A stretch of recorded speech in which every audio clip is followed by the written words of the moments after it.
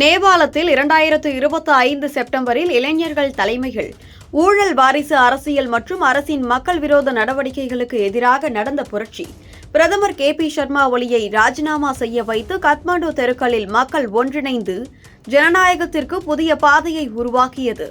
ஆனால் இந்தியாவின் தமிழ்நாட்டில் திராவிட முன்னேற்றக் கழகம் ஆட்சியில் வாரிசு அரசியல் ஆழமாக வேரூன்றி மக்களின் ஜனநாயக நம்பிக்கையை சவாலுக்கு உட்படுத்தி வருகிறது.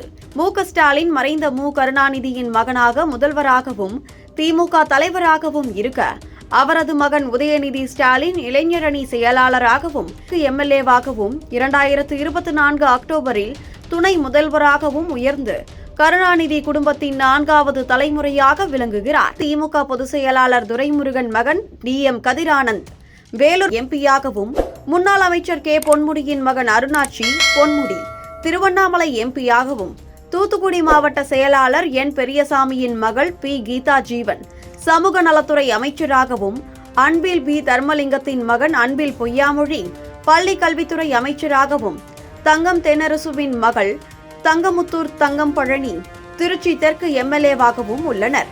இவ்வாறு திமுகவில் குடும்ப ஆதிக்கம் ஆட்சியையும் கட்சியையும் ஆட்டி படைத்து ஜனநாயக கோட்பாடுகளுக்கு மாறாக குடும்ப நலனை முன்னிறுத்தி மக்களின் நம்பிக்கையை அரிக்கிறது.